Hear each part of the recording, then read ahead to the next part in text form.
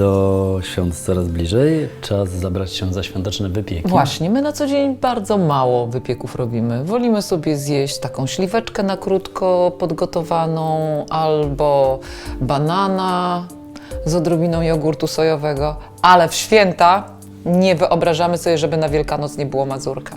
Mamy już jeden mazurek, przepis na niego znajdziecie tutaj, ale dzisiaj będzie druga wersja. Dzisiaj zaserwujemy Wam przepis na kawowy mazurek. Wiadomo, spód mazurka to ciasto. Ciasto takie trochę kruche, trochę twarde. Podstawa do tego, żeby umieścić na nim krem. Kremem zajmiemy się za chwilę. Stawimy go na bok.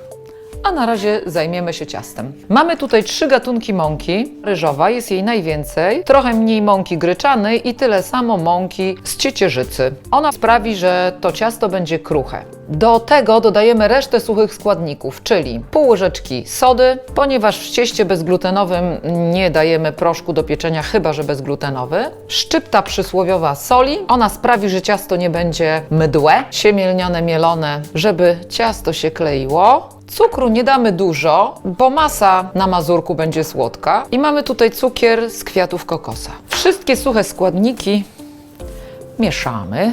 I musimy zrobić to dokładnie, ponieważ mąka z ciecierzycy uwielbia zlepiać się w grudki, a że Wymieszane ciasto, łączymy z tłuszczem.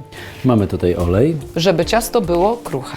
Tak, jak mądrość piekarniczo-ludowa mówi, ciasto trzeba natłuścić, żeby to było kruche ciasto. I teraz musimy dobrze natłuścić ciasto. Potrzebne są do tego 2 rączki i rozcieramy pomiędzy palcami jak zacierkę. Następnie dodajemy wodę w ilości około 200 ml.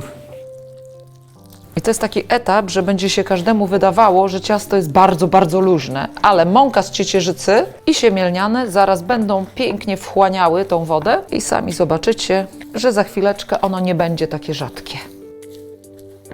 O, już robi się gęstsze, ale damy temu ciastu jeszcze 5-10 minut i ono w tym czasie przepięknie wchłonie całą wodę. No niestety ciasto bezglutenowe tak się trochę zachowuje, więc trzeba teraz palce oczyścić z ciasta i zostawić jeszcze je na chwilę, żeby wchłonęło wilgoć. Mamy tutaj mięciutkie, zalane kilka godzin temu przez Jolę orzechy nerkowca. Odcedzamy je, ponieważ to one będą bazą masy naszych mazurków. Orzeszki przesypujemy z powrotem do naczynia, w którym będziemy je za chwilę miksować. Rozumiem, że nadzieniem zajmiemy się za chwilę.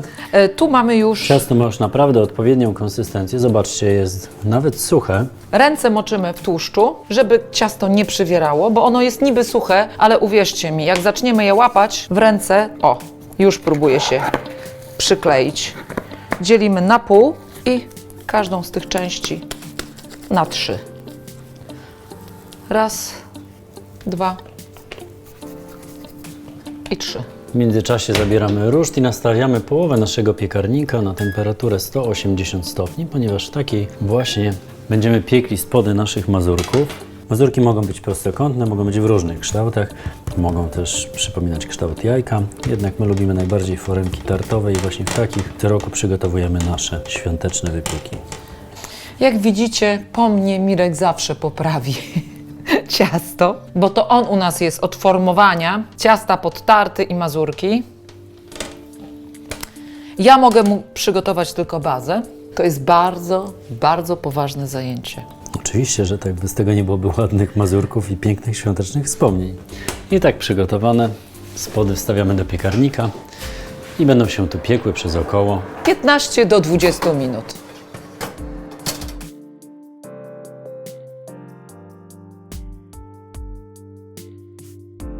No i to już jest moment, kiedy możemy przygotować krem. Zatem wracamy do namoczonych i odsączonych orzeszków nerkowca, które zmiksujemy z kawą, ale najpierw musimy przygotować sobie podwójne espresso.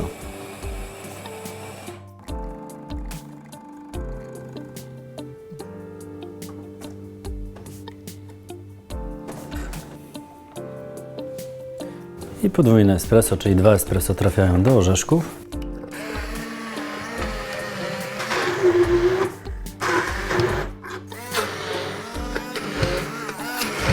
Wiesz co? Ja bardzo lubię smak kawy. Ja bym jeszcze dodała espresso. 2 espresso? 2 A daj, 2 espresso, niech będzie. W trakcie, gdy kawa się robi, zaproszę Was do polubienia tego odcinka, oczywiście jeśli Wam się podoba.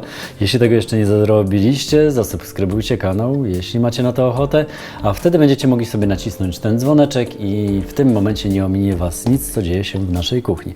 Pamiętajcie, że odcinki można komentować zarówno na YouTube, jak i na blogu kulinarnym i mamy też angielską wersję naszych odcinków. Zapraszamy.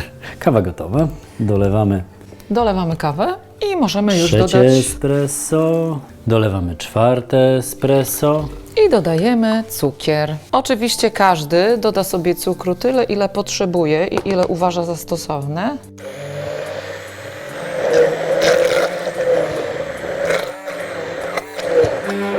Jest już odpowiedni moment, żeby dodać tłuszczu kokosowego, który sprawi, że konsystencja będzie jeszcze bardziej Kremowa. Kremowa. A poza tym jak włożymy do lodówki, to po wyjęciu masa zesztywnieje.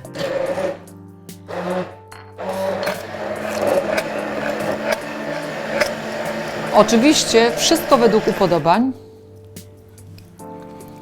Każdy może sobie dodać więcej bądź mniej cukru bądź kawy. Dla mnie te proporcje są idealne. Ciasto się upiekło, wyjmujemy. Na gotowe, lekko przestygnięte spody mazurków wylewamy masę kawową. Ona zastygnie za chwilę, a może troszkę później, dopiero po tym jak stawimy ją do lodówki. Oczywiście to jeszcze nie koniec, mazurki trzeba przyozdobić, a skoro są kawowe, to powinny być jeszcze bardziej kawowe. Posypujemy je zmieloną kawą po wierzchu. I dekorujemy płatkami migdałów. Według inwencji własnej robimy na przykład dużego kwiatka, żeby nam przypominał o odradzaniu się co roku wiosną przyrody. Jeżeli podoba Wam się nasza bezglutenowa kuchnia wegańska, zasubskrybujcie kanał Atelier Smaku na YouTubie. A na stronie ateliersmaku.pl znajdziecie dokładne przepisy, informacje o warsztatach, o food truckach oraz nasz sklep internetowy. Mazurki się dekorują, oczywiście nie będziemy ich dzisiaj jeść, za to wsadzimy je do lodówki, aby nabrały właściwej konsystencji. A jeśli pokusi Was, żeby zjeść je trochę szybciej, to smacznego i na zdrowie. A my zobaczymy się za tydzień.